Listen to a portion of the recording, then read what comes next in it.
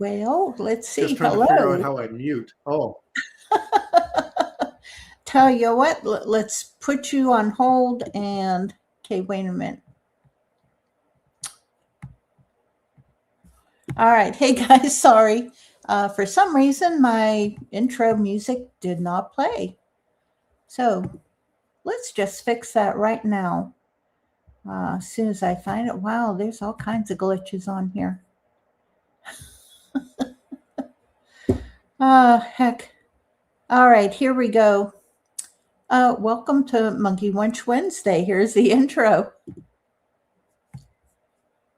Well, maybe not. I have to. Doggone it. Okay, that's the reason why. All right. Hey, Tammy. Hey, appreciate it. Yeah, last night, if anyone missed it, I was one of the hosts. I was invited to be just temporary, fill in for, who was it, Chad Blackie. Blackie wasn't feeling well, and so Jerry asked me if I would fill in last night on Old Line Cryptids, and so I did, and happily so. I enjoy being with those guys and the guest, Cindy Goodbreak, wonderful lady, fascinating, great adventures. A lot of what she experienced. I've experienced also, although she was all the way up in Idaho. And hey, Sandra, yeah, I know. Yeah, it was a great show last night. And if you missed it, look up Old Line Cryptids and subscribe to their channel. Great group of guys. And well, okay, Tammy. All right, be safe. Okay, so right now we are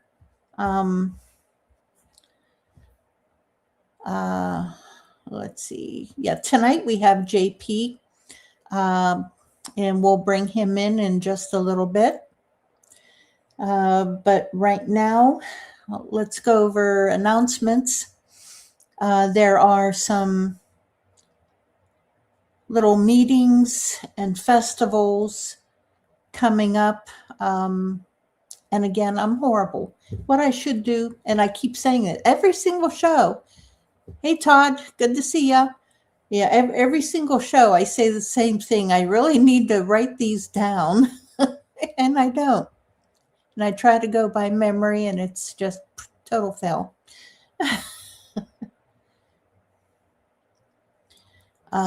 So let's see. On Saturday, January 31st in New Wilmington, Pennsylvania, at the Riders Restaurant, there will be a memorial dinner for Fred Saluga. He was a... Hi, Robin. Yeah, there's a memorial dinner for Fred Saluga at 3 p.m., and that's at Riders, RYDERS Restaurant in New Wilmington, Pennsylvania. If you didn't know Fred Saluga, he was a character, first and foremost, a totally just an all-around cryptozoologist, ufologist. He was with MUFON for years. He was Pennsylvania state director, co-state director, as well as West Virginia state director for MUFON. And so there'll be a memorial dinner for him on January 31st.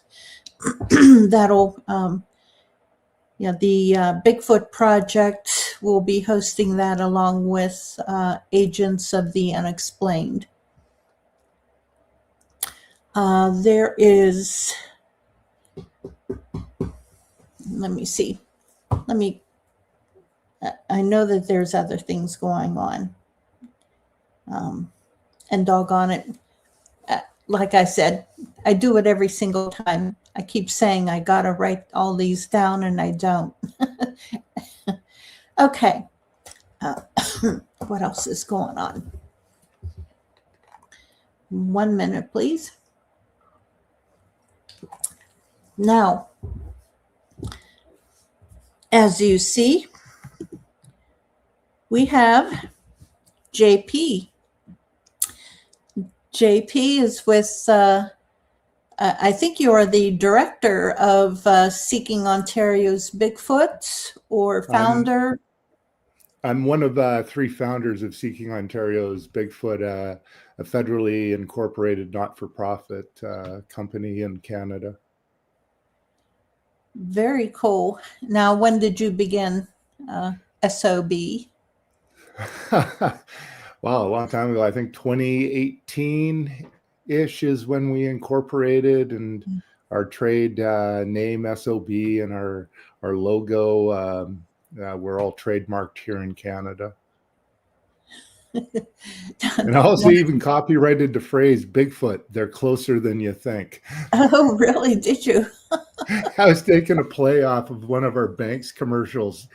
Scotiabank, you're richer than you think. No. No, not really. That's funny. Now, I met you in 2018. That's right. And I know I got such a kick out of the name, and I think you did it intentionally.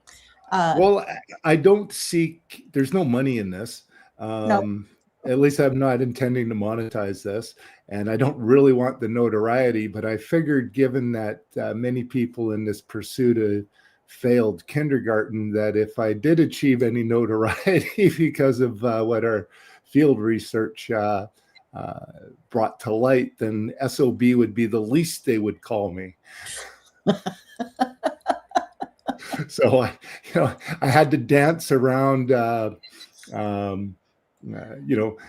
wordings to fit SOB, if you will, and actually in our trade name and trademark applications to the Government of Canada, I did in fact put that down as one of the reasons why we're SOB. They accepted it. All right. Obviously, so that's good. Yeah. All right. And so were you researching before that, before you formed it? Yeah, I had met the 2 other founders through Ontario Wilderness Field Research, which was an outfit, or is an outfit, headed up by Peter Smith here in Ontario. He's based in North Bay, Ontario. Mm-hmm. But it seemed rather lackadaisical and not structured, if you will, for such a large outfit in terms of his website membership, if you will. And I was a bureaucrat, and I thought, well, for sure I could do a better job. And well, I did, but I don't have his numbers. And in the beginning stages of SOB, we'd be running around to various conservation areas and green belts, and the fingers that link green belts here. And and it's true in many of the cities that I've traveled in the United States, looking for signs, and obviously finding a lot of suggestive stick signs and purpose-built shelters, and which is all well and fine and good. But in terms of field research, the gold, if you will, is to have access to private property where there is probable and ongoing Bigfoot activity. And I've been very fortunate. The first property, oddly enough, that I private property gained access to was down in Pennsylvania. And since then I've been provided access to 3 other properties here in Ontario, and I have gear on 2 of them, and I have gear on the one property in Pennsylvania. All right, that's Yeah. fantastic. Now, so I don't go into green belts too much anymore, because a lean-to, a TP, an asterisk, an arch, right? Yeah. Well, okay. Yep. I'm getting that at the 3 properties here in Canada, and from time to time at the property down in Pennsylvania. Now, the other properties that you have in Canada, are they as active, or how active are they? I would say the property in the Peterborough area is 5 times as active as the property in Pennsylvania. Outstanding. Having slogged their 100 acres, and it's Canada, so you might get shot at, but very few Canadians have guns, and even less after the current moves by my government. I've done some minor trespasses, and then based upon the history of the properties shared with me by the homeowners, it seems highly probable, based on the different size of tracts at that property, that there's a family of 4 living almost year round on an adjacent property. Wow, that's fantastic. Now, what kind of activity are they getting?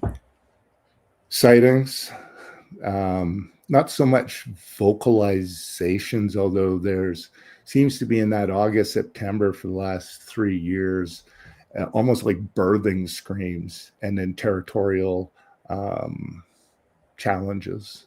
Right, like these. 2 of the 3 properties are, right into the edge of the forever forest, and this other property is not that far away from the edge of the forever forest. There's about, I would say, 300 yards of open ground from that property to the forever forest just north of them.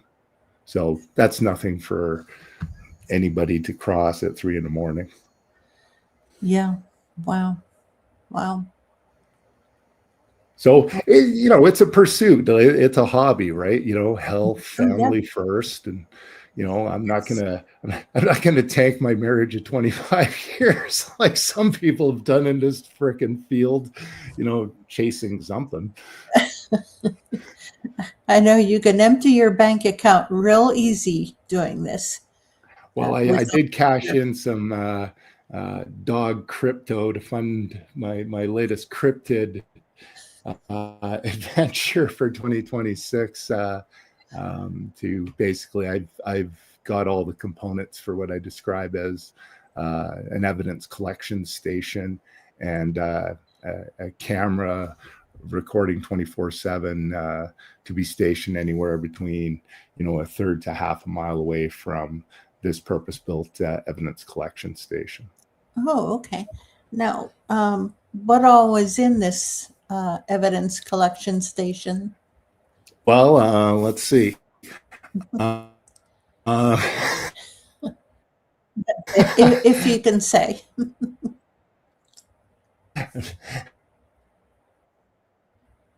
A big pole.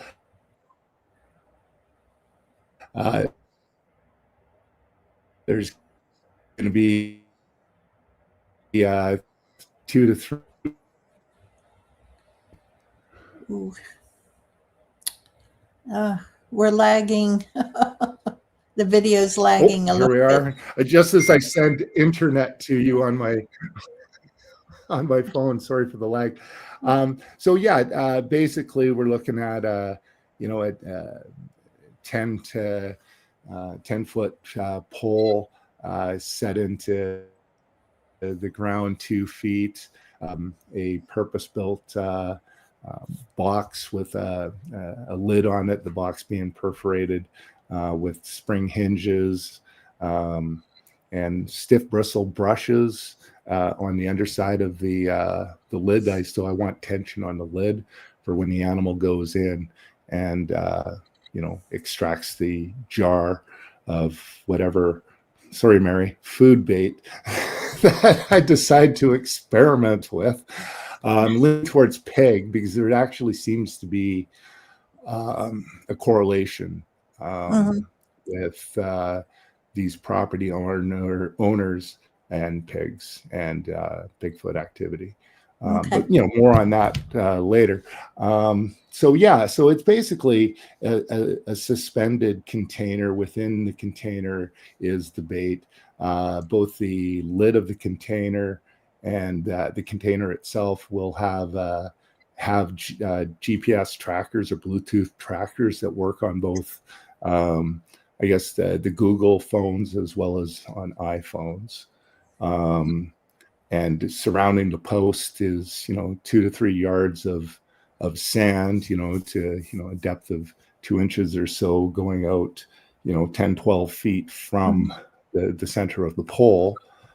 The jar itself, the bait jar, is sitting on a trigger similar to the switch on the older refrigerators or your car door that turns on a dome light.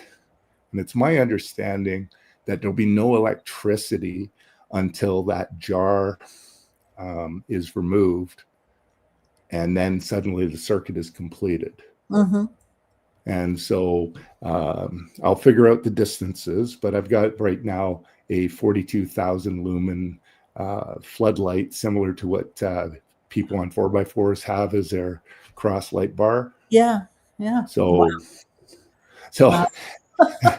it pulls it up, and the lights are going on, and a third to half a mile away is, a Canon HF G70 video camera recording 24/7 and 1080, and we'll go for there. I'm doing my best to figure out what the distances are for the lamp to illuminate the area, as well as what are the distances I can have the camera with the 3.5 power telephoto lens. I don't want to do optical zoom because it's my understanding of how optical zoom works. You're basically polluting the data. Okay. Right. So I just want the standard focal length through an optic, right, that gives me the increased range.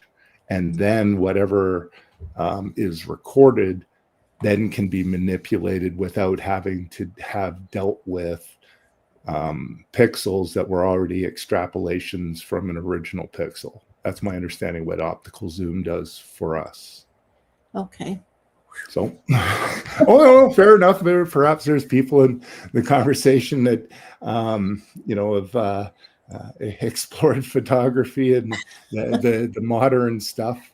So yeah, that's the plan. In the particular location at the Peterborough property where I'm going to place this, it's a narrow. It's going to have to step out 10 to 15 feet from its concealment. And so the pathway, and the animal has been seen in that opening in the hedge. Okay. So what I do have is, I'll just call it a blood mat for want of a different description. So essentially, if you're ever at a university or close to an art school, it's, those large portfolio bags. So weather resistant portfolio bag. And so I've got one that's roughly, call it 3 by almost 4 feet, right? And I've got foam, I've got hypodermic, 1/2-inch hypodermic needle. So the total height of the hypodermic needle is 1 inch, but it's ½ inch of needle that protrudes, right? Okay. And here, give me 1 sec. All right. Happily, most things are in range. I'll prick myself, but I know what type of blood type I have and where I've been. But so I don't know. Yeah, okay. So Okay. so that's 1 inch in length, and the needle portion is ½ an inch. Yeah. And then on the inside of it, if I can get the right angle, is I'm going to stuff cotton balls into that, so that when something steps on it, and a hypodermic needle is designed to draw fluid or to provide fluid Right. into a body, then that cotton swab will absorb whatever that moisture is. Okay. Rather than running out. Right. Okay. Very smart. And I'm looking to place however many it'll take. Like, buying these things is cheap, like 100 for $15, right? So it's the other components that are more expensive, like the plastic mat, the foam, not the bag so much, right? The ABS plastic sheets to give rigidity to hold this in place. So, like, I don't want a situation where, the animal's stepping on it and it just bends over. Yeah. So I want it to maintain its perpendicularity to the ground, right? So I'll be using the camera and filming myself as I fiddle around with the construction of this blood mat. But I got the idea from that one episode with the late Dr. Meldrum when they were up at Snowgrove Lake in Ontario. Yeah. And so you're familiar. And so the animal apparently stepped on a bare board. Well, I'm not interested in screwing this thing up. It was already pissed off the last time I actually moved the location of the cameras, and the son of the property owner actually had to go out with the 4570 and, with the flashlight and say F off. Yeah. And it got the message. He didn't crank around at it. But that's the same guy a number of years ago that would chase after it in his birthday suit because it was pissing him off, waking him up. Yep. Yeah. Okay. And that's. And then he saw the animal, and you really don't want to piss it off for the property owner. well, that's his son. But then the son saw the animal, and that was the last time he decided to play tag with it at 2 a.m.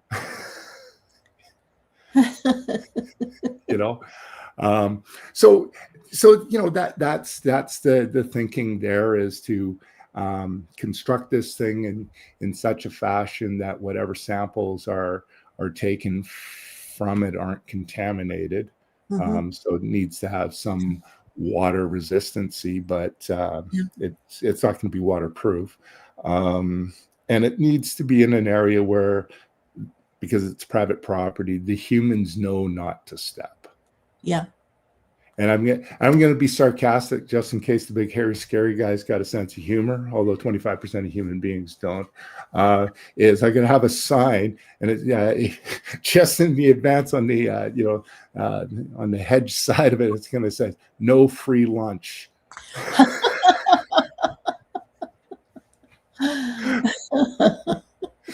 That's my plan.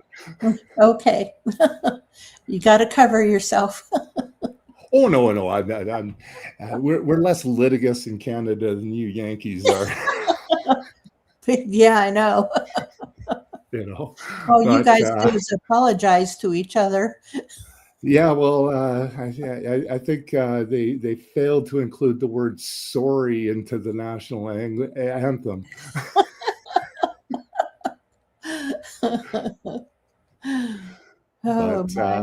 So it's something to do. It's like I said, I cashed out some crypto to fund this latest venture for the cryptid.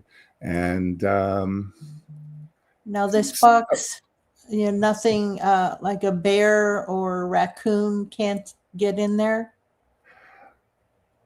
Well, there's always the risk of the bear, but the bears, up until 10 years ago, that used to den on either side of that property, like on the north side, denned on the property. They don't do that since the animal showed up.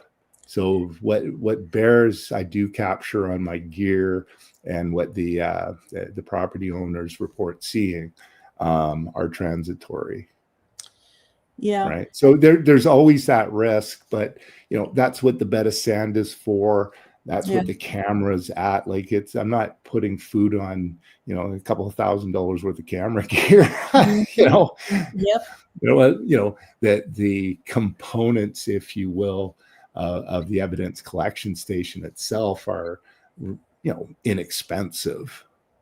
Right. Right. Now, Pyromedic, he comments, only thing is there's no vacuum to those tiny needles. So unless you somehow get a tiny artery just right, no blood will go down the needle. But I think even if you don't get any blood, because I can imagine their feet are probably very heavily calloused, you'll get DNA at the very least. And I'm not going to waste my money for unknown primate. Yeah, I already know that. I don't need to part with money to some lab to tell me what I already know that you don't know. Yeah, unknown primate, that's for sure. If they're so forthcoming. But no, I take your point. Like, I've looked at the gauge of this thing. Like, I don't want to wound the animal. Like, this animal relies upon it being on its feet, right? Full stop, for its survival, right? So I'm looking for a sample, and perhaps there, as he's suggesting, that you need some form of suction, and I don't know enough one way or the other. And if that proves to be the case, because I'll trial it with some, slabs of meat here, right? Because what I want to do is make sure that the needles don't move when something's stepping upon it. And, at the same time, I don't want the full ½ inch going into anything. Right. But I appreciate that, this animal is going to have well-developed calluses on the bottom of their feet. Oh, yeah. But, there's probably the two soft spots in along the where their arch breaks. Yeah. Because, the arch on the human foot is not as calloused. Yeah. And then between the toes. Yeah. So I'm just gonna, it's an experiment. Yeah. Right. If I see that the damn thing stepped on it and I'm getting nothing, then, as the gentleman suggested, then I'll look to find some physical means to create suction for all of those hypodermic needles. Right. I don't know. God bless you. It's something to do, and it's, it's a few bucks. I'm not gonna, electricity and field research is really the great bane of it. Yeah. Right. Yeah, that's for sure. But the cost of solar, the cost of the smaller lithium batteries have really come down, and lithium batteries have the advantage of you can drain them to zero, whereas if you're using a lead acid battery, well, you're really breaking the thing, and it weighs 5 times as much too. Not in this case, like everything is vehicle accessible, where I intend to place the evidence collection station. Yeah. Now, Pyromedic also comments, Area X, that's in Oklahoma. They used large screws in a tube with apples as bait. The thing that got the apple didn't like that very well and trashed everything around.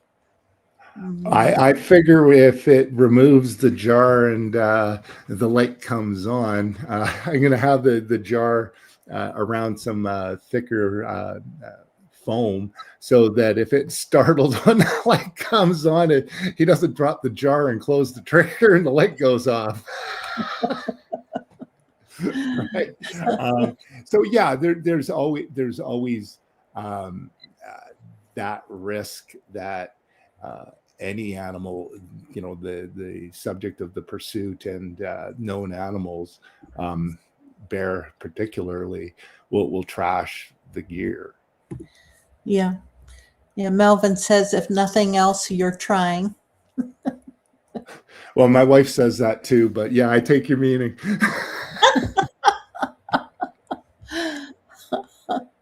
Yeah. And you do, and you got to think out of the box, like Patty says, think out of the box. And you try different things, and it sounds like, at least I'm not familiar, I can't remember anyone else using anything like that, but I'm not privy to every single group and what they're doing. No, well, and nor am I. I know the ongoing feeding situation. Bait station up in North Bay uses peanut butter to some success. Yeah. Right. Yeah, it's just, my problem is with the jar itself.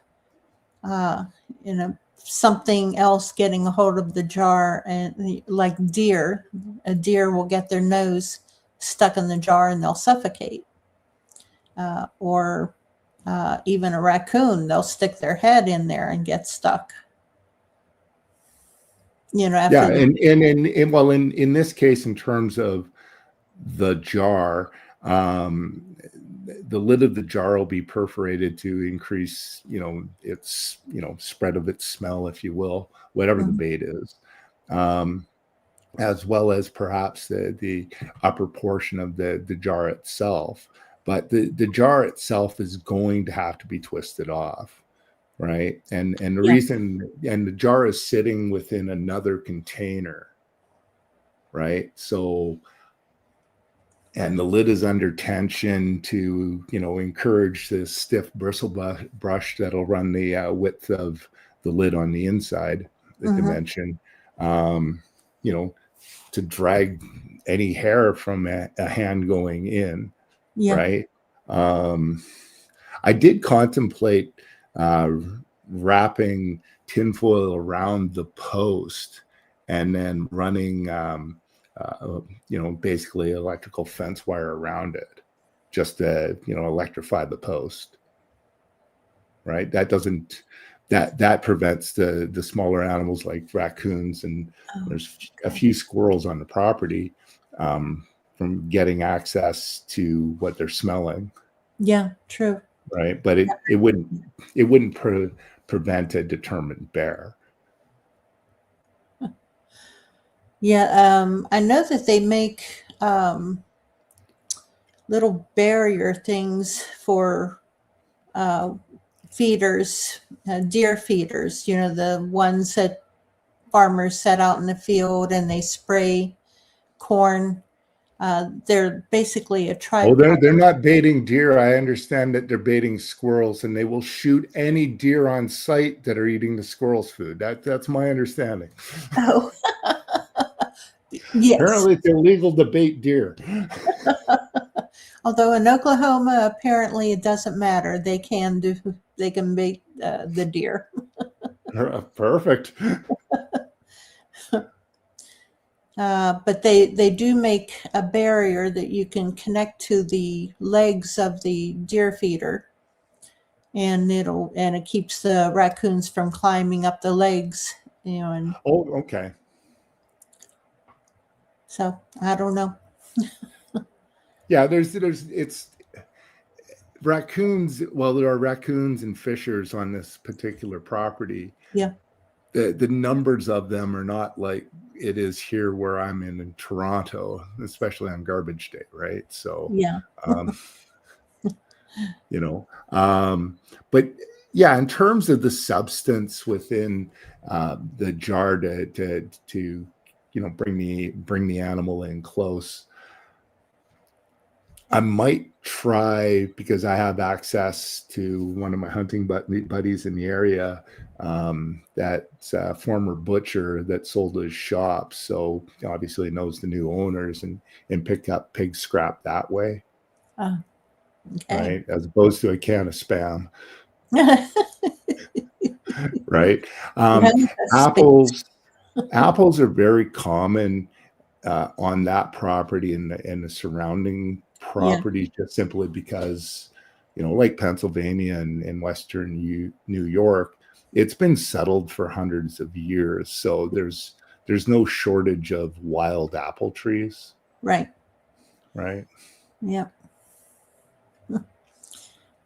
Your paramedic says, I was going to try a giant glass pickle jar, but decided I didn't want to attract anything after one whistled at me.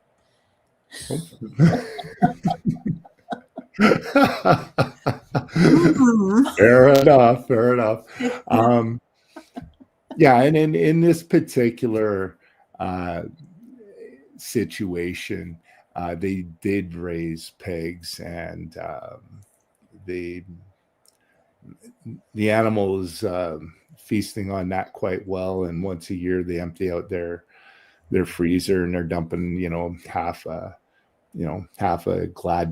garbage bag of frozen meat scraps, and it all disappears real quick, like within 2 hours, and no sign of like birds or other predators like the coyotes and wolves that traipse through that property. Being what took it. But they definitely know not a lot of vegetables are preferred, even by the local wildlife. Now, okay. Sherry says JP needs to check out areas around Algonquin Park. Well, these areas are south of that forever forest, if you will, and Algonquin Park. I don't know. I'm definitely long in the tooth now, and I don't feel like canoeing for a couple of days to get into places now that you actually aren't even allowed to stop at for reasons sus. Right. But this is just it. Like when David and Kevin and I first got into this, we're traipsing all over Hell's Half Acre, right? You don't find anything if you're just walking a trail. You got to get off trail. I don't know how many fawns I stumbled across because Mom had laid them up there doing whatever she was doing, right? I wasn't screwing with the fawns, but you don't really get to find the interesting stuff unless you step off trail. Right. And so when you do have the privilege of accessing someone's property that presents to you sufficient evidence of presence, and you're invited to come back, well, that's gold. Like it took 2 years to traipse every square inch of that damn property, including a couple of islands in the middle of the swamp. So happily this year was a particularly very, very dry year, so I got to see the handlebars of the 2 skidoos that they'd lost over the last 30 years that went through the ice, right? So Sherry says Barry's Bay and Round Lake. Round Lake.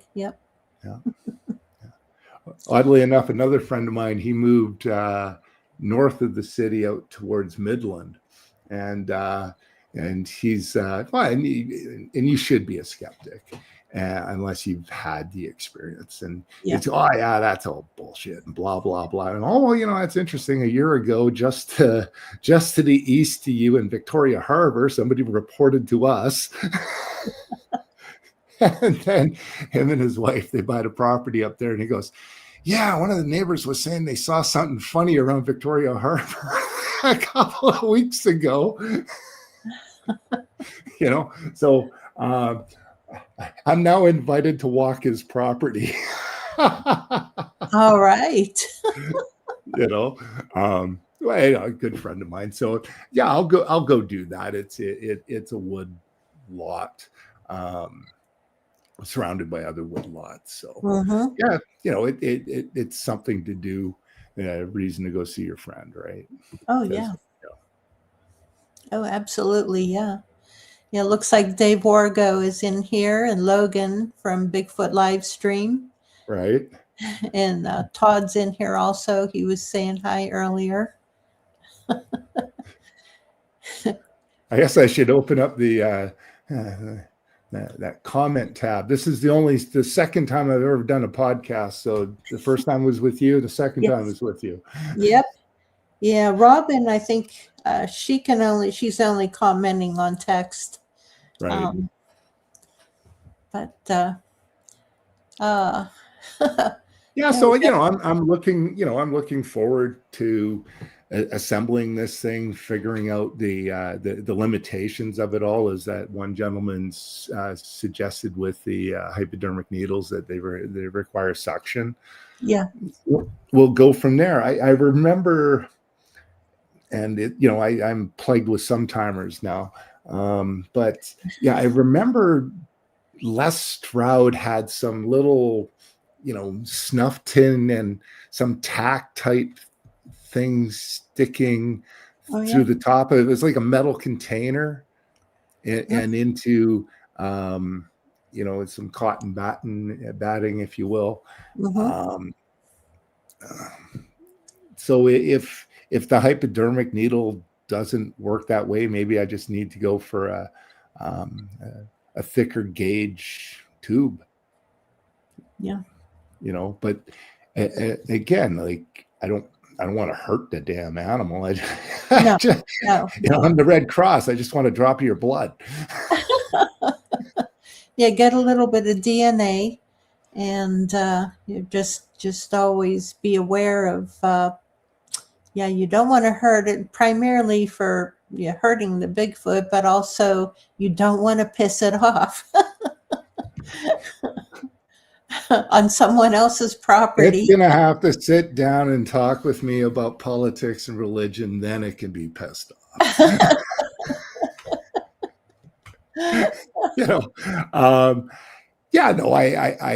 I get it. Like it's like the property in Pennsylvania. No one that I'm aware of has done anything to cause harm to it or to threaten it. I do know that at least one of the animals there has been startled a few times by human beings and had an interesting response. And I do know last time earlier this fall when I changed the location of cameras for the first time after 3 years, so I had a set of cameras on one side of this cabin for 3 years, and then I moved it, and that animal was extremely aggressive that night. Oh, what happened? Coming in and loud bangs on the house and not shy about being seen. Yeah. At 2 a.m. Oh boy. Yep. So that's when the property owner's son went out with how you would hold a flashlight if you're holding a rifle, and had the 45 chambered and leveled at the animal that was at the edge of the swamp and said, "Get the fuck out of here." Yeah.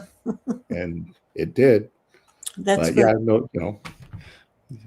They no shots were fired, but the point was across. And I think a lot of the interaction and call it trespass of each biped spaces is that they are doing selective lumber harvesting on their property, as well as they're now opening up more trails into the back end of their property. Mm-hmm. So something reached into the porch and stole an axe. Oh. Yeah. Oh, wow. And it's a long reach. Yeah. you know. Wow. Now, how So tall did they say that one was? this is at the 9-foot height. 9 foot? Okay. Yeah. The tallest reported is a little over 10 feet. Okay. Yeah. Mark up in Alaska, he says average ones that are seen here are around 12 foot tall. And that's in line with the animal I had seen when I was 9 years old in North Vancouver Island, height-wise. Yeah. Yep. Whew. Melvin asked, does your local government require permits? Permits for what? The supernatural? No, I've got a small game license. It's about the only way I'm able to, go armed into the bush here, and on private property. There's not a lot of COs, if you will. I did register for a trapping course because we got the trapping course, Oh. and I got some property owners to say, yeah, I can have a trap line there. Then I can be a genuine North American and run around with a pistol on my hip. But I need to be a trapper. All right. Aha. That's But the trick. I just might do that. Well, I do that just out of sheer interest. Who's to, you might learn something. Yeah. Right. Yep. Yeah. Mark says he's on Prince of Wales Island. Okay. And Logan from Bigfoot Livestream, if you had unlimited resources, what would you do first on your list here in your research?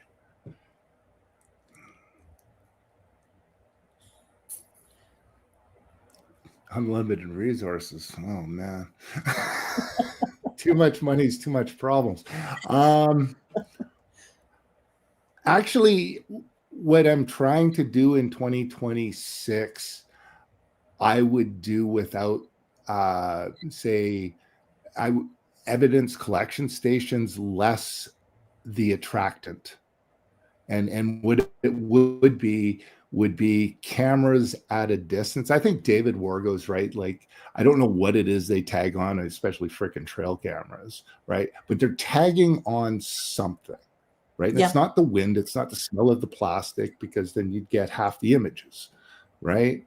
So I don't know. So then it comes down to, at what range do they detect the something? Okay. Right. And so the details of the evidence collection station, the brass plates and the top and the bottom of the lid, the trackers into the lid of the bait jar and the jar itself to go find that, the bristle brush to collect hair.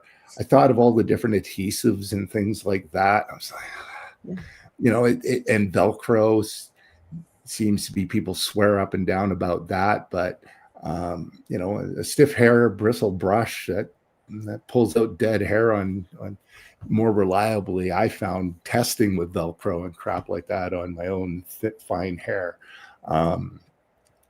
So yeah, I'm going with the bristle brush. I'm going with the field of sand, right, to catch tracks. We'll see to what success, if anything, the blood mat is. But yeah, no, it's to have the cameras at a standoff distance. Okay. Right. Because, I've tried, well, the best image we ever got with SOB was up in Halton Hills, and it's, a suggestive hand, and that camera was buried in a stump. Right. I've gotten blob squatches a number of times with the gear, both at Peterborough and at Pennsylvania, but it's nothing to write home about. Right. And that's like, all it is, blob squatch. Right. Like, the last one good image that was suggestive of shape pixelated right off the bat, because whatever it was at the very edge of the IR illumination of the camera. Okay. Right. But there didn't have, it seemed the right size and shape of something deliberately moving low, but then they have barren Yes. that property, Yes. but there was no clean suggestion of ear on that. Well, like I said, it just pixeled out immediately, Right. but it seemed a more conical head. Mm-hmm. Yeah. Right. So, it is what it is. And then Logan and his team, they've been kind enough and good enough to share with me some of the evidence they've collected. And Mm-hmm. yeah, there's something large, but it's not stepping in and going, "Hey, look at me." Right. Right. So yeah, to answer Logan's question, yeah, quality recording equipment set at a distance, covering an area known. And if it's about the unlimited resources, then, well, the cameras are set back a third to a half a mile away. The area that it's taping, recording, I would install IR lamps. It doesn't matter if they see the IR lamps. They don't seem to worry about that. They trip off motion detectors all the time. Yeah. Right. But there's something about a camera and a motion detector. Right. Yes. So, I would illuminate the area, like in this Peterborough property. I know exactly which area I would illuminate, because I think the two kids are the ones that making all the damn stick signs that go in, rip it down. I'm talking about urinate on it, especially if it's blocking a road. Mm-hmm. And, a day later, it's back. Right. And other times it's not a day later. Right. So that's exactly what I would do.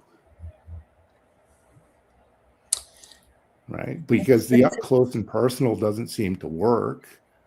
And no. in the case of the PA property, I've been there, 8 years? Yeah.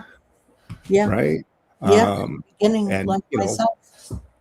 And I've tried different ways of positioning the cameras, get them a high up. I bought a collapsible extension ladder and get the damn camera up 15 feet. Mm-hmm. Right. That actually's been the most successful. Right. Or down super low. Yeah. Into a stump, something that whatever it is they detect, they can't see it. And in terms of my last camera placements out at the Peterborough property, the terrain, because you can't control for the ground in and around what you suspect is their pathway. Mm-hmm. And I did 20 years in the Army, so I know how to hide shit. And I buried two cameras that were covering one another very, very well. And I haven't been out there since October when I put them out there. And Logan I'm has curious to see what the first images are that are not me, right? Because it might have known that it tripped, but the property owner has gone out there. The cameras are still there. It didn't get ripped off the tree because it was super pissed off. But I screw them into the tree. I don't just use a strap. Well, that's good. Yeah. Do you see Logan's comment there or question? What if we move the equipment across the road into the...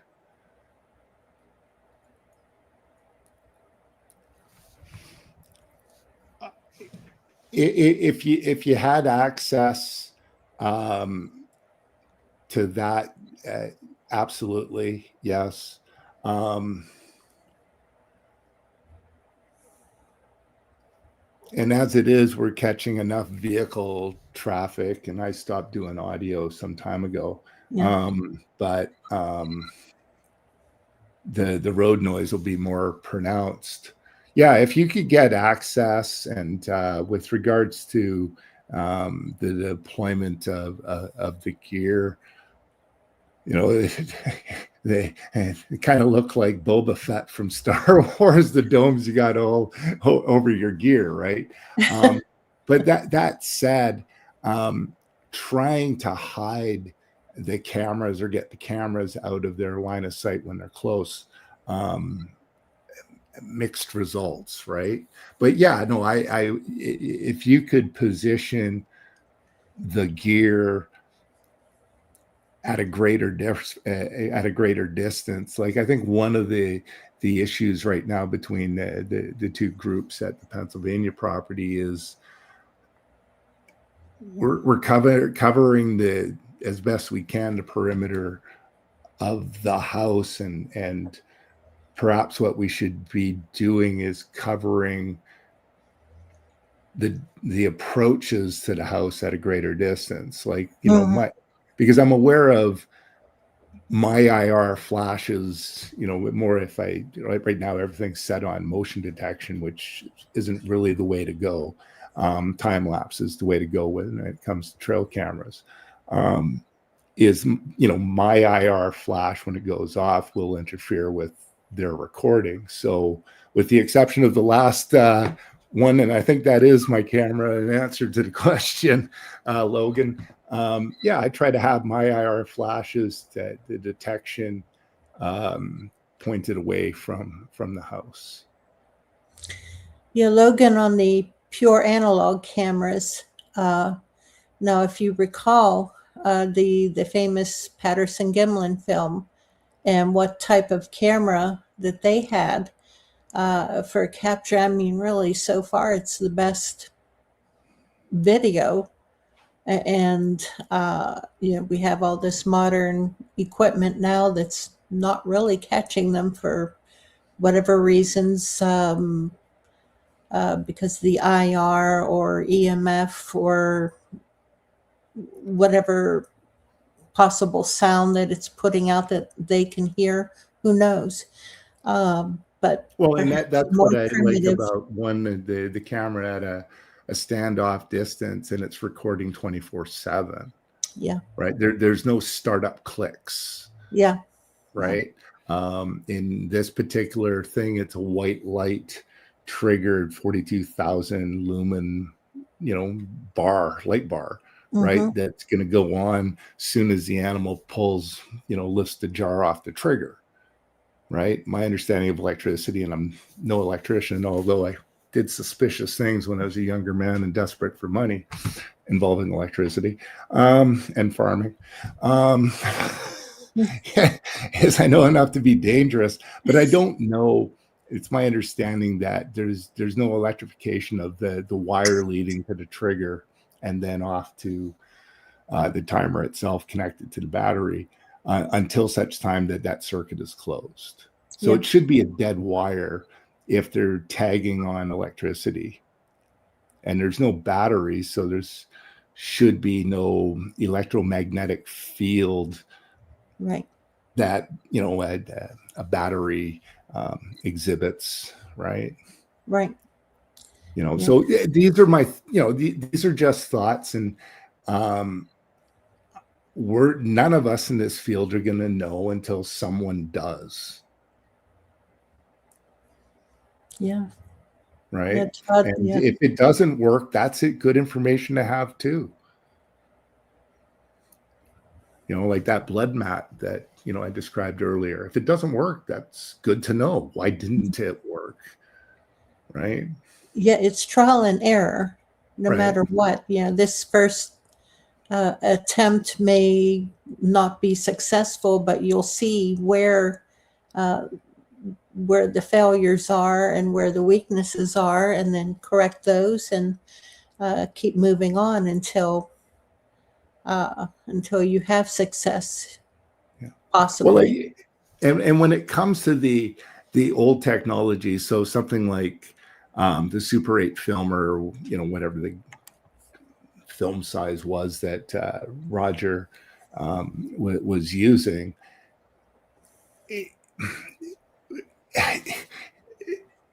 fine, it makes a lot of noise, but you can sound dampen stuff like that. But it's still, who's going to be there every half hour to change out the roll, right? Like, what size of battery bank are you going to have, right? Yeah. But I have been looking, and I'm not made of money and my crypto holdings aren't that large for me to divest them for more cryptid stuff. But is the old style cameras on a tripwire, black and white or color, 35 millimeter, something Yeah. breaks the wire, there it is, right? Yeah. You know, like at the Peterborough property, like I put, I don't know, 6-8 bags of play sand down in this low depression where 5 game trails converged in the hardwoods. And it took 3 years for the damn animal to step into it. And then when the owner found, and casted it, it's a nice cast. It's not, you know, it's not like a cast in nice, clean, fine mud or anything like that. Mm-hmm. Suddenly that bastard animal used birch bark branches further into the woods and a big axe. Ah, okay. So, you know, I took my pictures of that with the property owner and knocked it down and peed on it. And then what happened? No more axes, but then no more footprints. I'm surprised that it didn't do anything in retribution to you peeing Well, on it. its retribution is it moves logs onto the roadway that runs through the hardwood. Okay. And the property owner makes a big stink about it, and then that behavior stops, and then, you know, I or the property owner do something that pisses it off, so it knows that putting logs on the road pisses, you know, the property owner off. So, you know, here comes the logs. You know, happily, they're of a size you don't need a freaking winch to clear the road, but you know, it is Ontario. It's not like we have too many monster trees left, similar to Pennsylvania, right?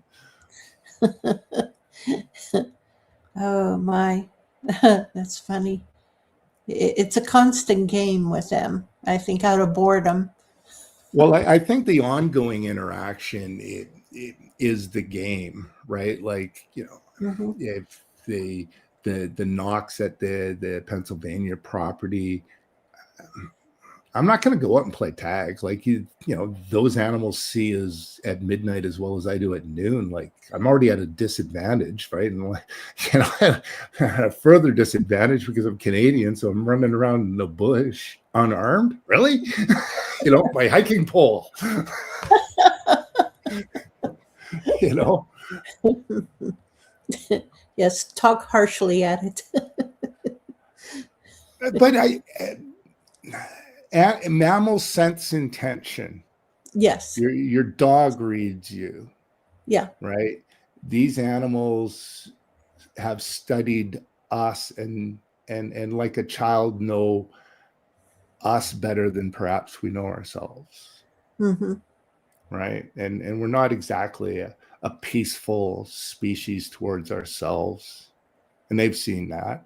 But at the same time, I don't really, you know, I wear orange a lot of the times when I go into the bush, and more so after reading the cursed David Paulides 411 books. I was like, holy shit, I'm spending more time sometimes looking behind me than where I want to go, right?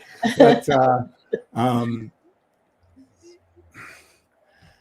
yeah, it's I'm just not gonna go play tag with it. It's they're a much better equipped animal for this ground than I am personally, and most Homo sapiens are. But Yeah.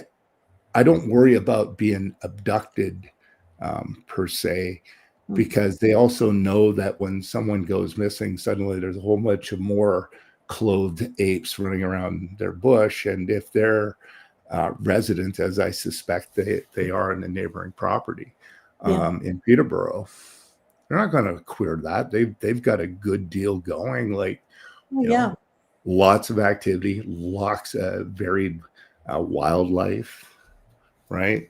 And they're not, as a crow flies, they're not that far away from the forever forest either. Okay.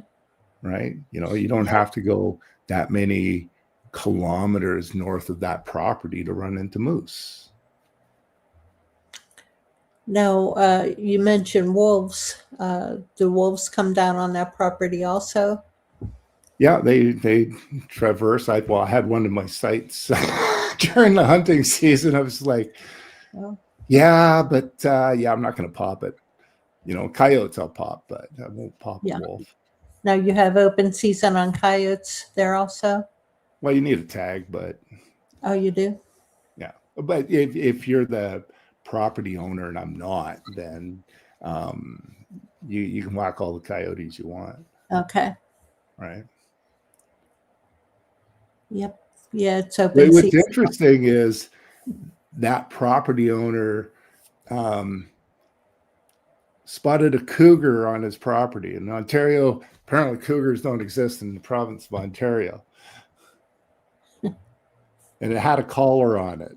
So he called M&R and, oh no, we don't have cougars. And he goes, well, I'll tell you what, it's going to be molesting my livestock. The next time I see it, I'm going to kill it. Yeah. Next day they were there. Radio collar tracker, animal gone. Yep. Yep. You know? Yeah, Todd says, like you say, JP, they are closer to us than we can think. Yes, that's right. Bigfoot, they're closer than you think. Okay, let's see. And Mike Nation, he's near Salt Fork, and you've been there. I even have after the first time I was there, I think it was, one of your expeditions or perhaps somebody associated. Yes. And I was like, what do you mean you don't have a topographical map? So, my wallet was a little thick one day. And so suddenly I got all the topos for that area. And I got the topos for, the Pennsylvania property. And I got the topos for all the properties I have access here in Canada, right? Yeah. Because, 1 to 50, if you can read a map and contour lines, and yeah, it'll tell you a lot of potential paths of travel, yeah. right? Oh, they do, definitely. I know if I had the property owner's permission either side of some crossings that go under our interstate type highways here in southern Ontario, I would absolutely, cover one end or both with gear at a distance. Yeah. Right. So it seems to me bridges over water crossings is an obvious and would be a historic route of an animal coming from the north into southern Ontario to avail itself of the crops down here and then head north. Although until they did the massive highway construction around Milton, there seemed to be a family of 3 that was resident in the Short Hills Provincial Park in St. Catharines over the course of 3 winters. And then after they started the highway construction on the 401, which did cut off the natural path that they likely were following through along the Niagara Escarpment, there was nothing since in terms of winter habitation. Yeah. Yeah, that completely cut them off. Yeah. Okay, Robert asked, have you done any research around the Southwest Ontario region of Chatham, Kent, and Essex counties? A late member of ours, Cameron Clark, who was in the Chatham area, he was the Energizer Bunny, and he was all over some of the smaller green pockets, if you will, in that area. I'm trying to remember the names, but there's some larger swamps, woodlots, conservation areas in that area of southern Ontario, and Cameron, myself, and other former members, because that's the thing. It's a bit of a sine wave of people's interest. Yes. It did did reconnaissance through a lot of those on a map, which looked like a large wood block. But once you get into it, you're realizing that, there's not a lot there, but you do find some of the typical suggestive stick signs in terms of X's and arches. If you ever go on the YouTube channel, there's, and that was filmed in the Short Hills Provincial Park, and all these teepees and lean-tos and stuff like that. And in the beginning, it was, oh wow, but that they're all man-made. There's an outdoor school not that far away, and then when you run across another village and one's got a flat roof, you go, yeah, okay, done. Only human idiots build a structure with a flat roof. Yeah. And then in other areas out towards Trenton, by the Bleasdale Rock Conservation Area, there's lots of teepees in and around that area, not that far off the beaten human trail. And there's a lot of call it homeless people or transient people. And yeah, sure, maybe the big hairy scary guy built the first one, but there's enough human contamination in terms of strings tied off and remnants of tarps and things like that. So when it comes to finding TP type structures, lean-to type structures, if it's within a kilometer of a well-traveled human area, I kind of dismiss it, because I've run into in the Dundas Conservation Area, wow, that's a super excellent TP, no real sign of human construction, like no crossbars, nothing suggesting structural engineering outside of leaning crap.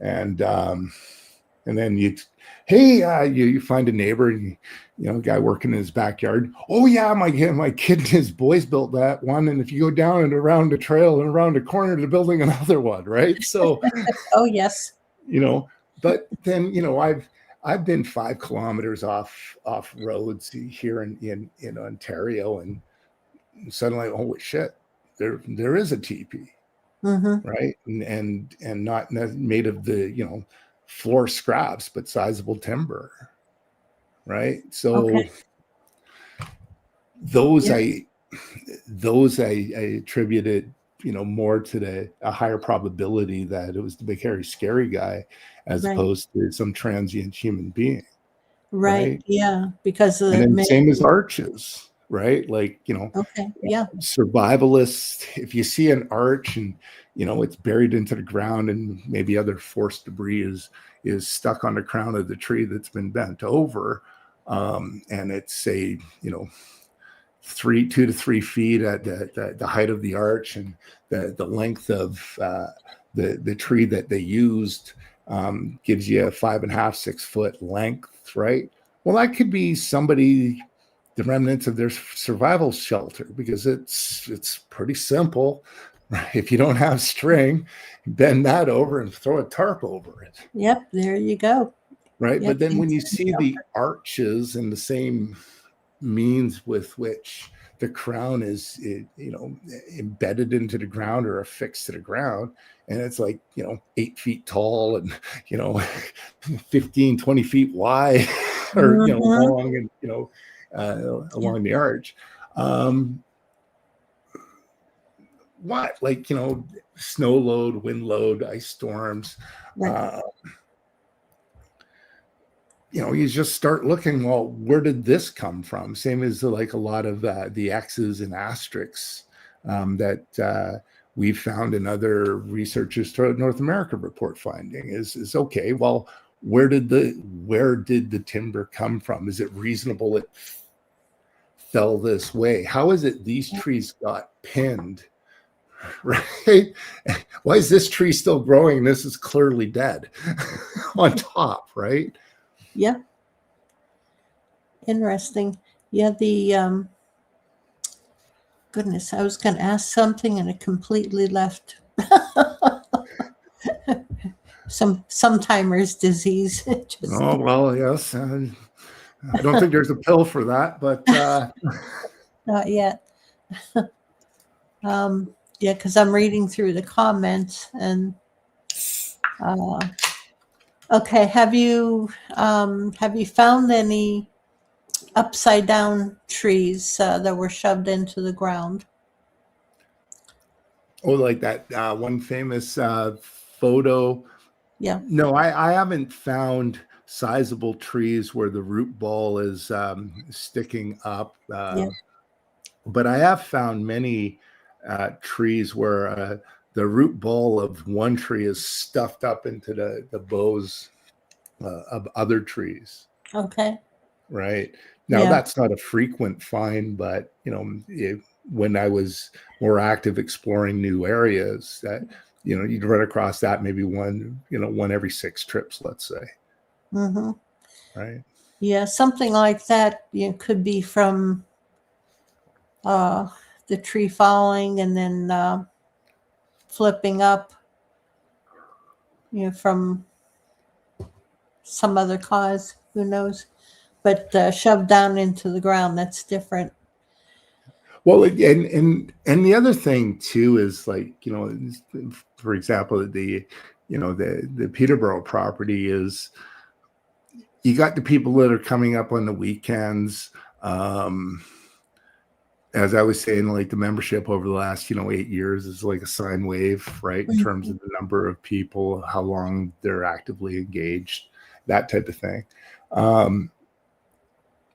So, on a weekend, if all of a sudden you're hearing a whole whack of tree knocks and suspicious calls and stuff like that, you go, yeah, no. But if it's Wednesday night, maybe. Do you know what I mean, right? In a lot of areas, right? And Toronto's, I don't know, Toronto Hamilton area is probably like 6-7 million people. Doesn't take too small of a percentage to have a sizable number of people that would go out, right? Right. There's, and on a lark, right? There's probably, I don't know, over a dozen people whose names I don't know, and they may or may not know of me, that, are active looking around this area, right? Like, I've had communication with people that do their own research east of here, right? And it's just more a telephone conversation, share information, and no real interest in meeting or sharing each other's sites, if you will, right? Yeah.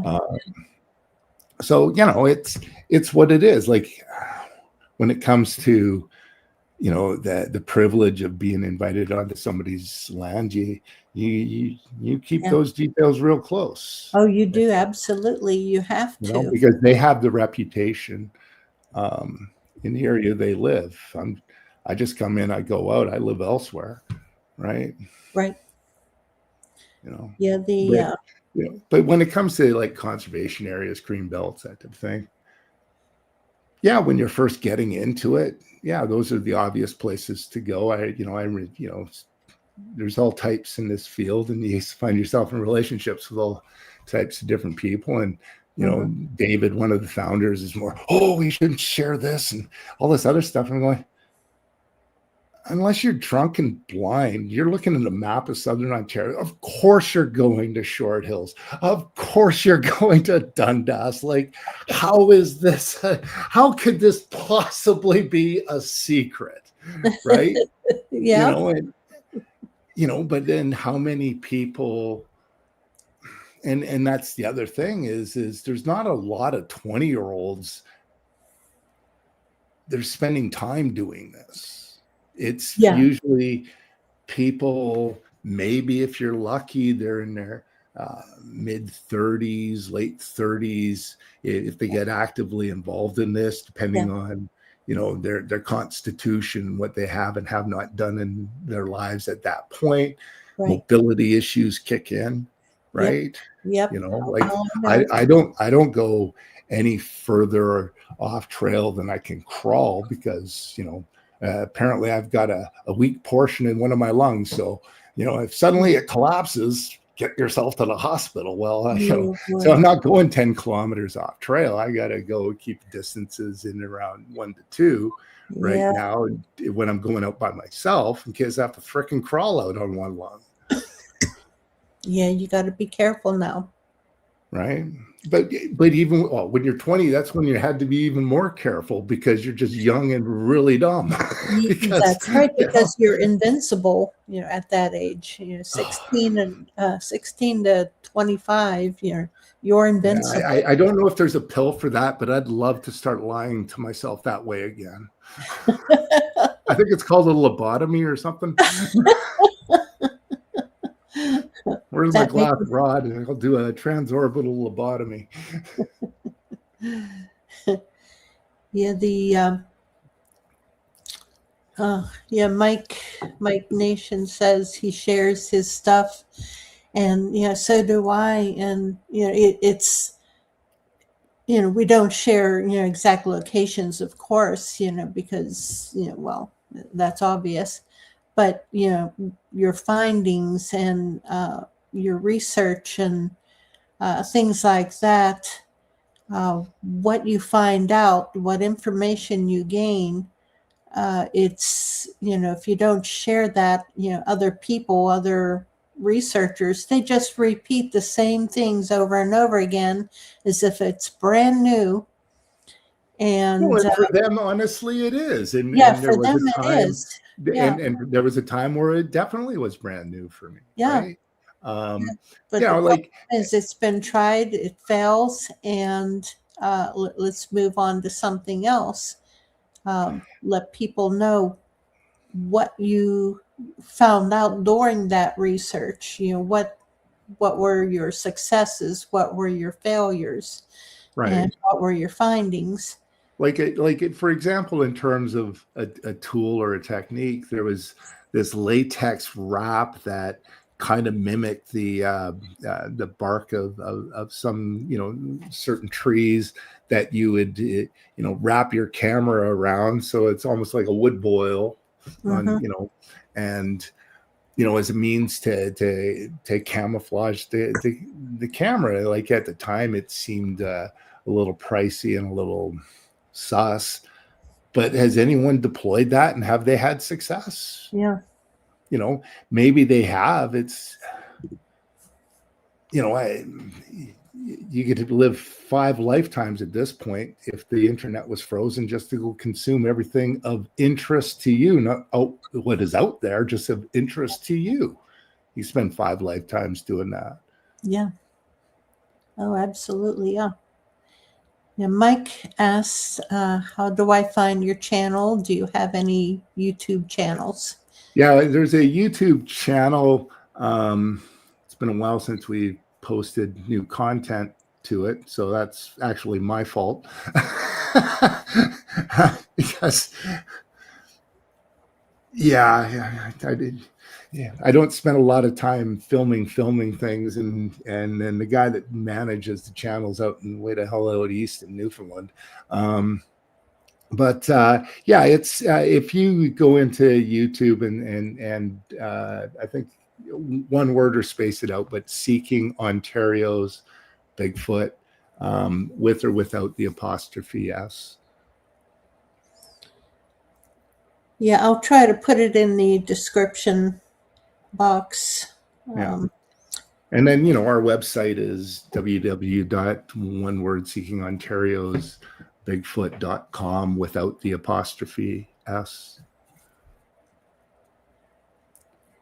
Okay, Seeking Ontario's Bigfoot. Okay. Let me see if I can. Okay. Yeah, I'll try to put it in the comments here at least.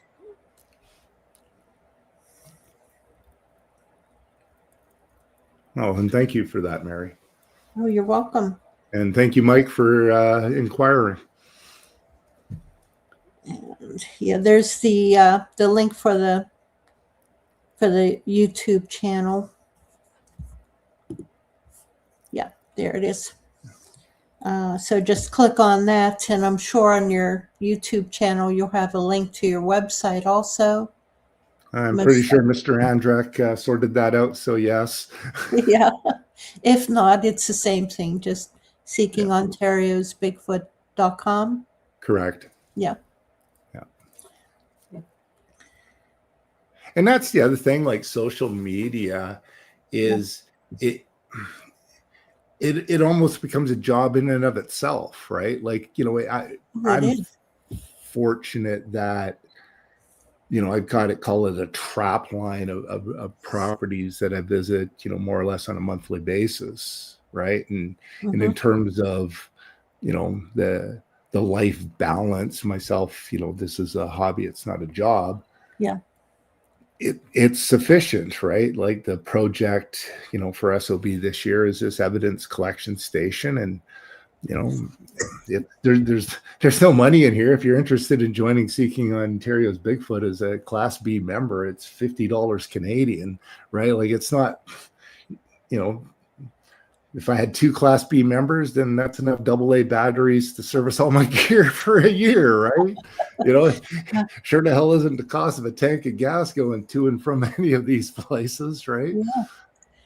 And on your website, in order, as a bonus of becoming a member, you have access to more content from what I remember. Yeah, there's a members only page, so there's a lot of reports that we've received, and even more reports that other group, Peter Smith, had received that he asked us to, clean up and, strip it of the telltale information, right? As to, property addresses and crap like that, first and last names and things like that. So, I'd spent a couple of months, and, Kevin spent a couple of months going through all of those reports and sanitizing it to make it neutral, if you will,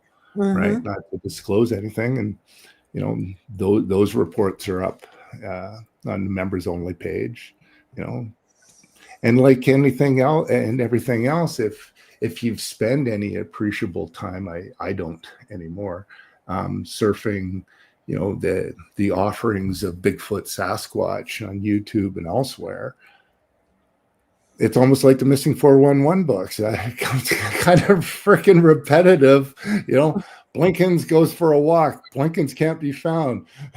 Searchers go out for, however many days. Suddenly, Blinkens was found in a location search 5,000 times, right? Or, Bloggins was found in the midst of a bunch of reeds and no sign. How did he get there? Well, obviously he fell there, right? But there's no trees to fall there. Do you know what I mean? Like, after a while, I stopped buying his books because he seemed to, funding his trip to Jamaica or something in January by having the Christmas release of his book, right? So, like I'm being sarcastic here, but it's just like, okay, well, you're not offering anything in terms of, after all of this time, all of the correspondence I am sure that you've received from people of varied experiences and even scientific knowledge or professionals as to their hypothesis on some of this stuff. It didn't seem to be shared. That would be interesting. What do other people think? Like, what do people think of just the idea of an evidence collection station where you're trying in one location that's covered by a camera set back at a distance of a third to half a mile without using optical zoom, right? Just using optics, proper glass optics, and you're trying to collect footprints, perhaps blood from footprints, fingerprints, right? Hair samples, right? And maybe I get damn lucky because both the lid and the jar itself have separate trackers. In the case of the Peterborough property, maybe the young one is dumb enough to take it to where they're staying. Hey, Ma, look what I found.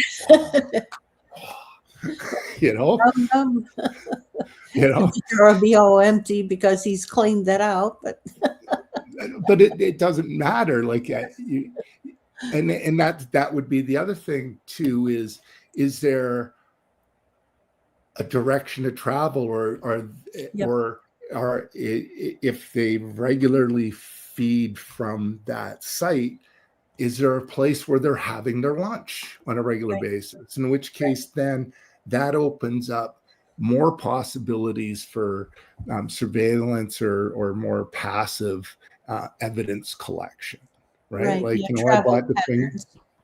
like I bought the finger lifting powder and the brush and the tape for, the lids and stuff like that, as well as for, the metal brass plates on either side of the lid, right? Mm-hmm. Just in case I catch their fingerprints, right? Yeah.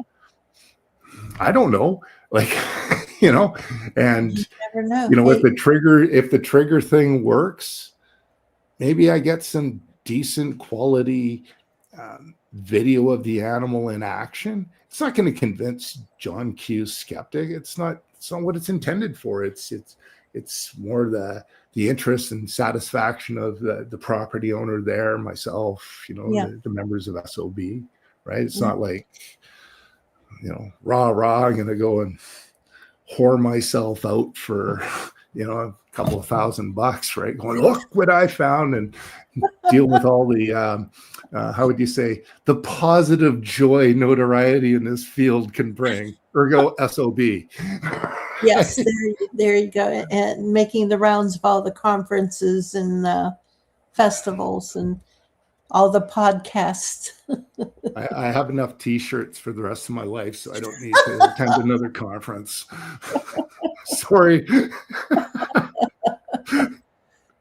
Believe me, I know. And if I ran across an affordable statue of Bigfoot that was correctly proportioned in line with my memory of what I saw when I was a boy, and in line with some of the clearer photo and video film evidence of the animal, yeah, I'd part money with that. But for the other stuff I see out there, it's just like, yeah, I'm a little too old for Halloween. Now, would your wife allow you to put that Bigfoot statue out in your front yard? Well, I wouldn't have one as large as what Mr. Smith had gifted the property owner out in PA. So no. and outside of a painting behind me that I've had since, I don't know, 40 years or so, I don't have a brag wall. I don't have No. no. Oh, man. And the only reason I have that painting is it reminds me of myself and my two sisters when we were little kids, cruising to shore at Nanoose Bay on eastern Vancouver Island, north of Nanaimo when we were kids, right? I mean, we were poor, so what better entertainment than the tide's out, go play in the rock pools. Hey, yeah. Right. So I used to play in that's the what that coal picture. Yeah, that's what that painting reminds me of. Yeah. Yeah. Yeah, I used to play in the coal pal. That was the best fun until Mom saw my clothes all dirty with all the coal dust and grease and everything. There was a coal slag pile area in the neighborhood that I grew up with in Nanaimo, and so the first day I skipped school was with myself and a friend at the time, Jimmy Carr, and we skipped school on the wrong day because that afternoon that we skipped was apparently movie afternoon in the class. Oh. And the teacher was the VP, and that son of a bitch had a phone on his desk. And I guess Jimmy and I were looking a little too hale to not be there because we're sick. But I got to tell you, smashing beer bottles and pop bottles down at the slag dump got boring after about 45 minutes. I was like, okay, what do we do now? We can't go back to school. Can't go home. Yep. And now what do you do? Yeah. Arrowhead seems to be a hot spot. The 2 times that we've gone up in the fall to Arrowhead, it's not you're not getting, well, we haven't had the visual, but there's a lot of odd audio that goes on or is captured with the times that we're out there. Yeah. Do you see Robert's question there? I know he asked about Algonquin, which you've already answered. He also asked about Kawartha Highlands. Yeah, and the Queen Elizabeth lands. When I wasn't hunting Bigfoot that time, I was out hunting with another friend of mine, and in the QE conservation lands, and there was an interesting trackway in the thick moss on top of this one ridge where we had sat down for lunch, and the distance between one print and it was a series of prints in line with one another. It was probably, recollection, 15 of them before it petered off of the moss and into the rocky brush. That was interesting. In fact, I think it's probably on the members only pages on the SOB site, there was a guy that shared with us footprint and handprint in the snow of some animal that he tracked its tracks of. So there's some decent imagery that he shared with us from the same area that I had saw that anomaly trackway in the moss. Okay. Right. And when I was on that hunting trip, I was aware of the big hairy scary guy, but I wasn't actively looking for the big hairy scary guy. But yeah, that trackway struck out to me as odd. But my hunting partner, native guy, he didn't give a shit. So he wasn't curious. He just wanted to eat his lunch. Did he know about them, or did you ask? I never asked, but he knew later of my interest, but never shared any stories. But when my last job, I was, I was a federal executive for the First Nations Inuit Health Branch here in Ontario region, and so I didn't go advertising, like passing out my SOB cards at a business meeting or anything like that. But word got out there that I was interested in the pursuit. So from time to time, people would share stories that they experienced either when they were younger or what recently happened in some of these flying communities. Yep. Any dogman encounters? No. And do you want to? I'd met a lot of bipedal dogs when I was out on the hunt for a wife, but no. I know I haven't found any super canine tracks that are beyond the realm of a timber wolf in terms of size. So, and I'm not that familiar with Dogman outside of the stories I've heard. I don't really want to run across one unless I'm well armed. Whereas running across Sasquatch doesn't create the same level of terror or fear for my life. Okay. Yeah, if you recall, our mutual friend Marie, I think she had at least one dogman encounter there in Ontario. I don't know where, because I don't recall if she had even mentioned where it was. Well, earlier in her life, she she was employed, I think, under contract by the ministry to go out into the, into the Algonquin area and do bear surveys and things like that. Yeah. She was, I'm assuming she's still around, alive, an extremely capable outdoors person, a really good shot. Yes. Yeah. I agree. She, amazing woman, absolutely amazing. Boy, do I miss her. Well, I still have images of her making the wax cast and casting my daughter's foot at some event. I want to say it was in Cook Forest. Yeah, it was a Cook Forest. Yeah. Yeah, she did a great job there.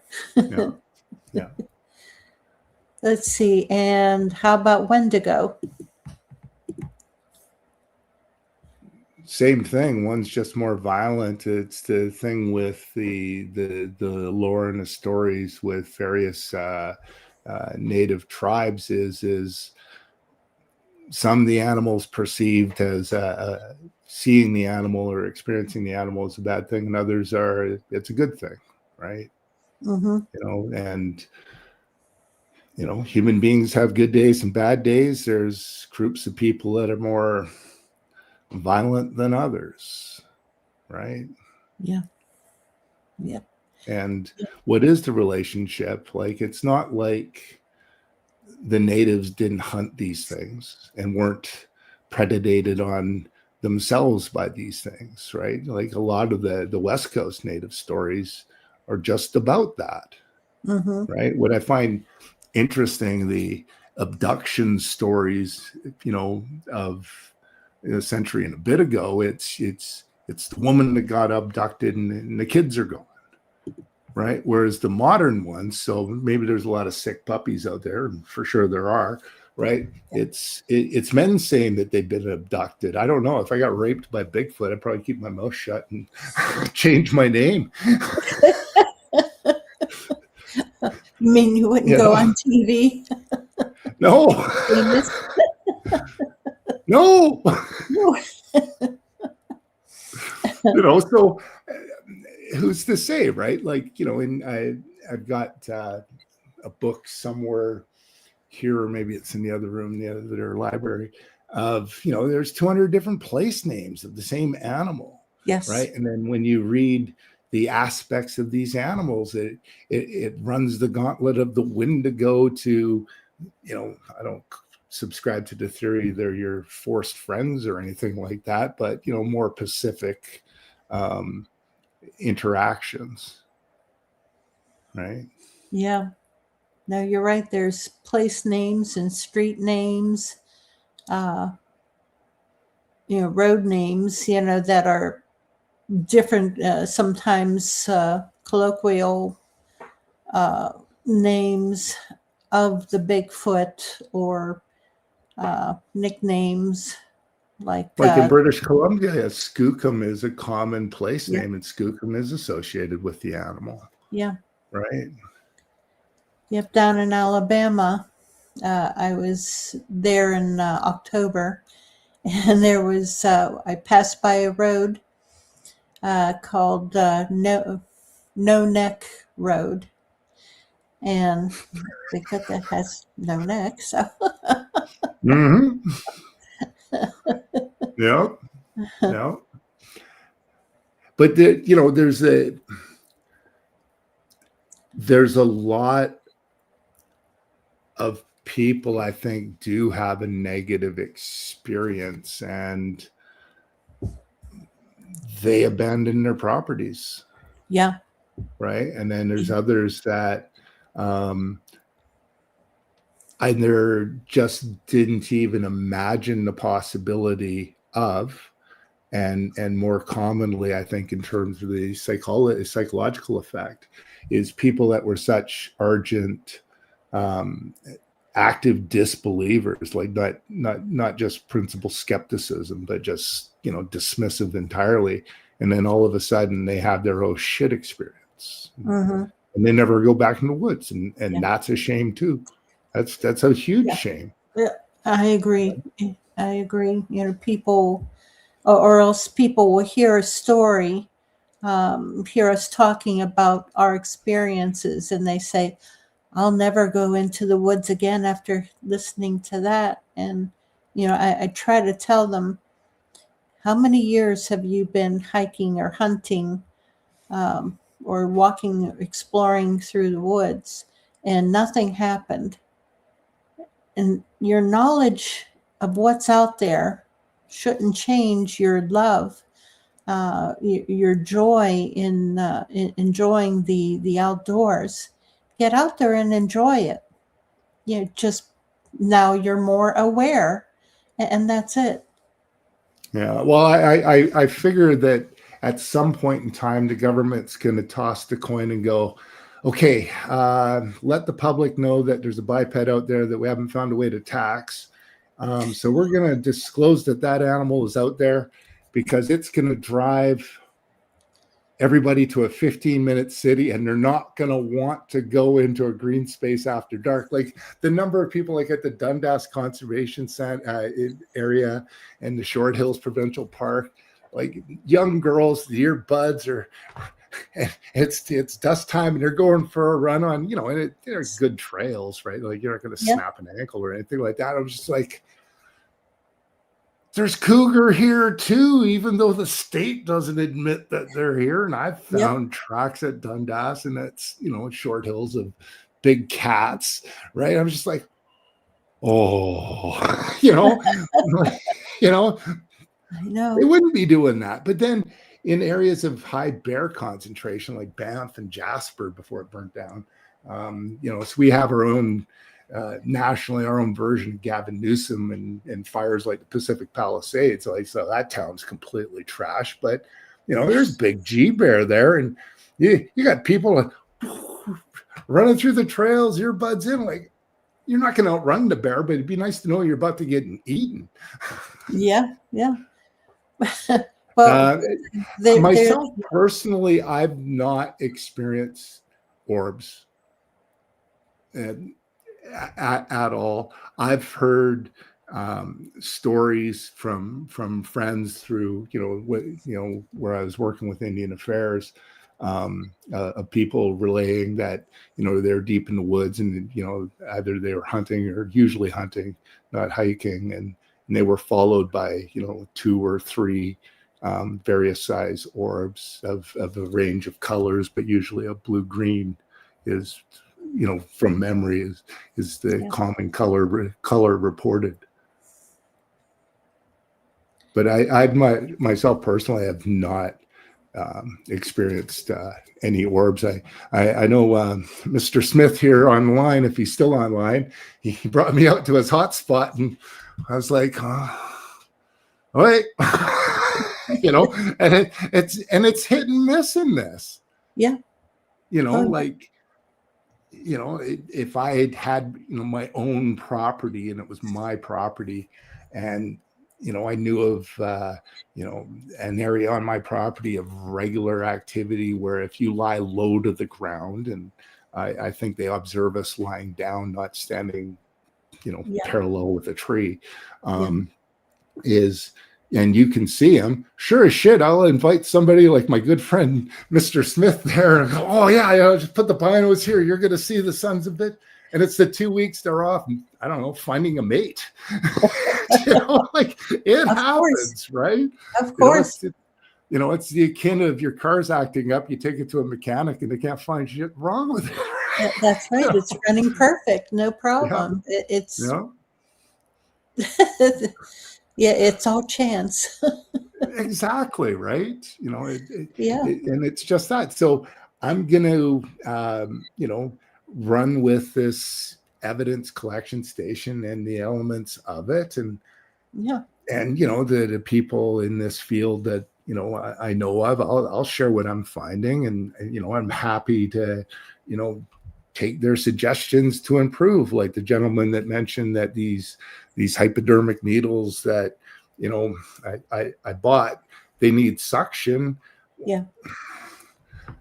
I've got some imagination, and, you know, and I've got books on how things work and stuff like that. But if somebody has an idea of how to create suction non-electrically, so mechanically, by the action of the animal stepping on this particular blood collection mat, I'm all ears. Like, okay, I'll go figure it out, right? Figure out, it's not just the idea, it's the manufacture of it. And then something like this is, it's not going to kill you, but at the same time, it is dangerous. It's going to hurt, right? So what's the safe handling of this? Right. What's the safe deployment? Like, I wouldn't deploy it on public property. No. Right. But no. I'm going to deploy it on private property, and the location will be known to, call it the half dozen people that traipse the property. And if it's some trespasser, well, screw them. And if there happens to be some trespasser with very thin moccasins, well, you get what you get. This isn't going to really, I think, penetrate most soles of hiking boots and shoes, right?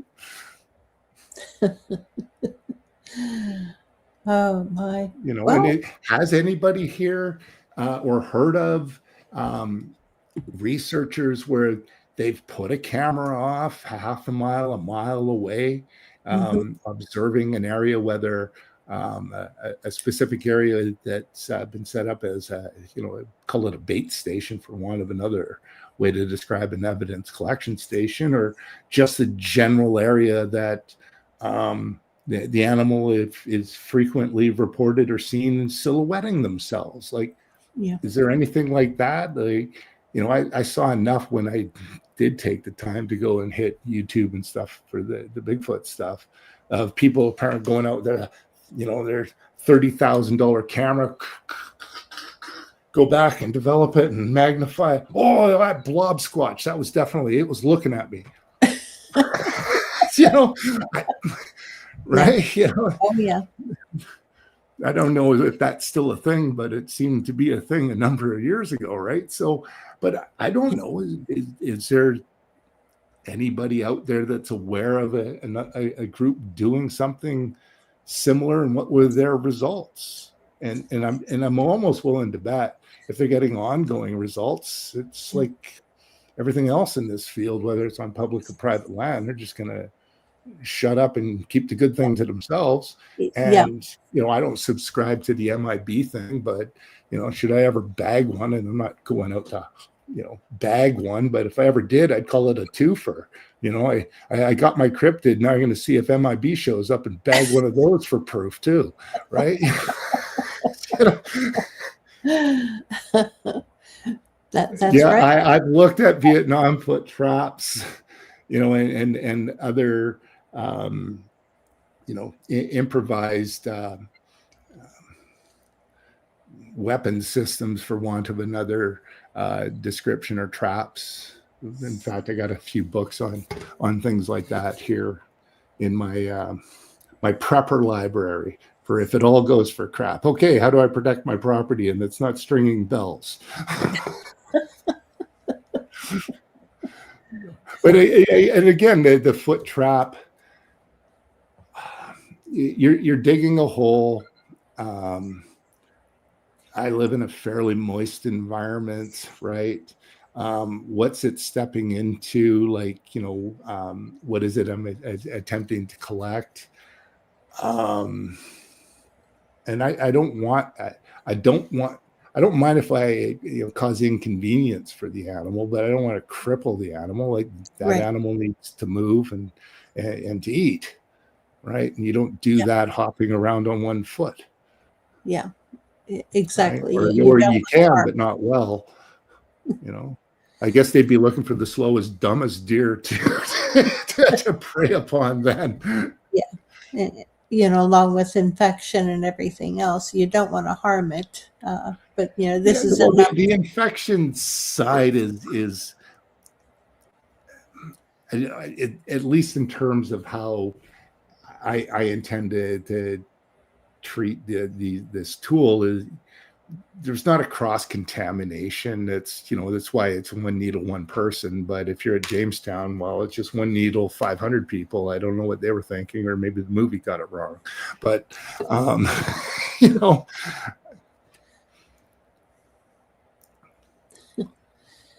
Yeah. Let me see what other comments are on here.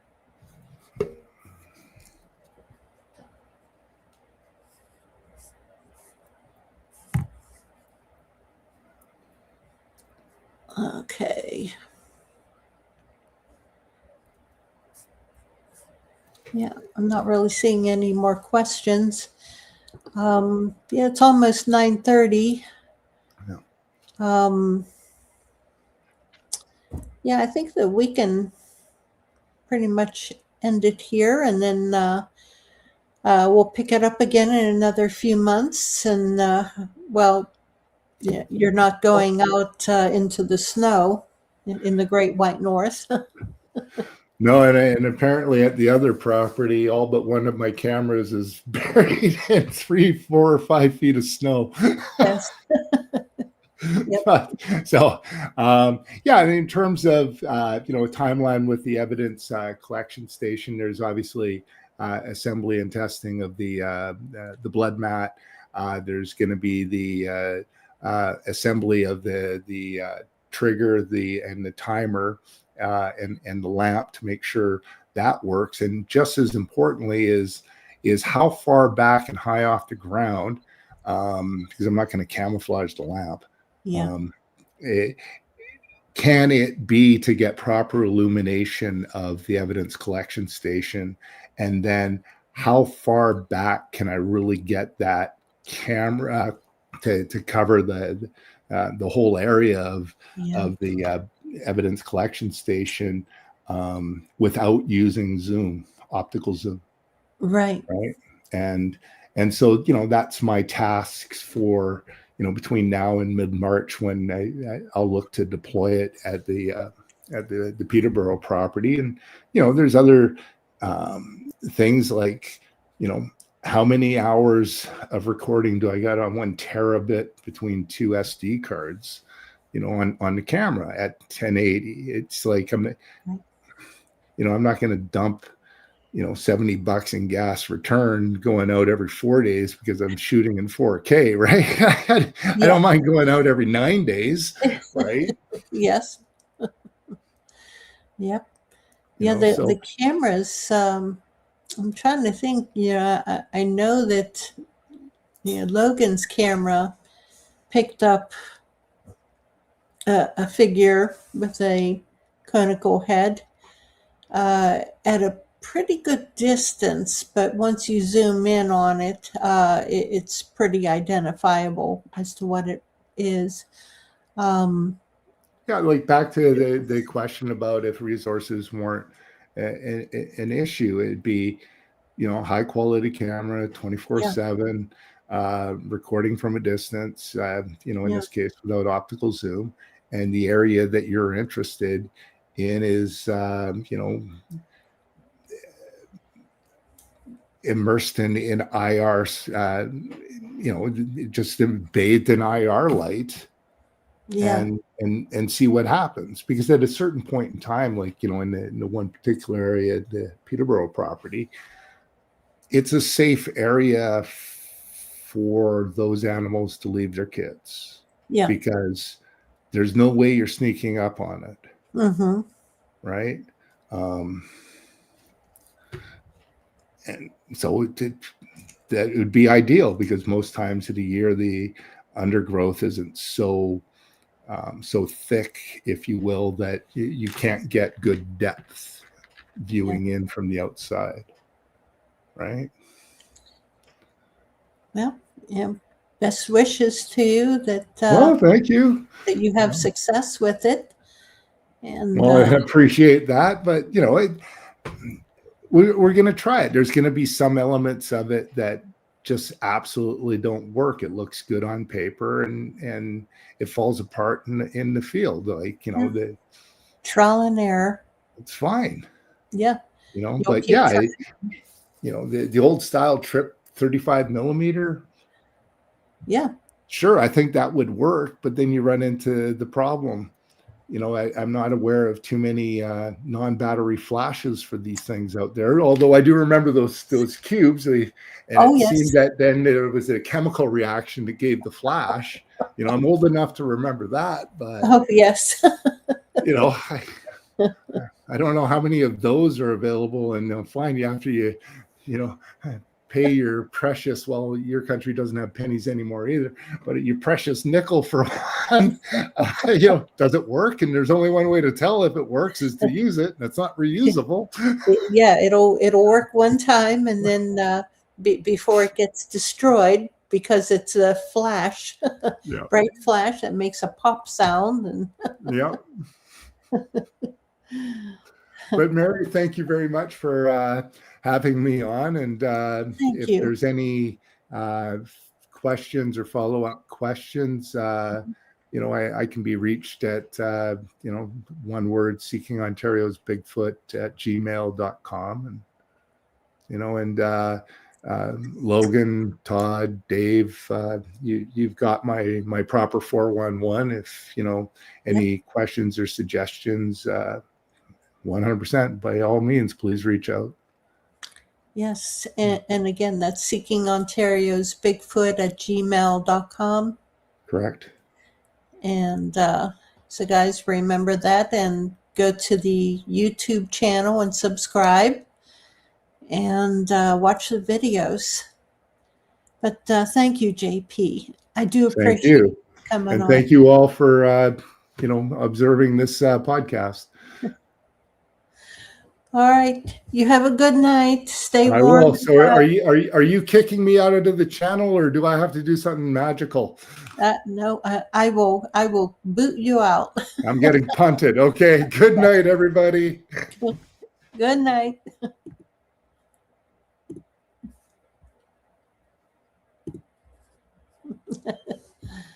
Okay, guys. That was enjoyable. Always enjoyable talking with JP. He's a good friend and great researcher. And but thank you again.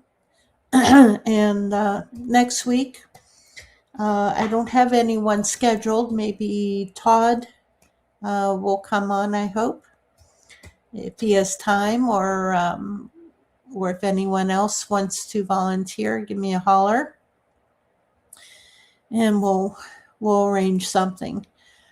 But in the meantime, prayers for the people going to be affected by the storm, the ice storm and the snowstorm that's coming. Please be careful. Get your supplies now, and just stay home. Don't go out driving around in it. Don't try to drive on the ice. Just prepare ahead of time and stay home and stay safe. Prayers to everyone that's going to be affected. Okay, take care, everyone, and we'll talk to you on the other side. God bless. And Monkey Wench out.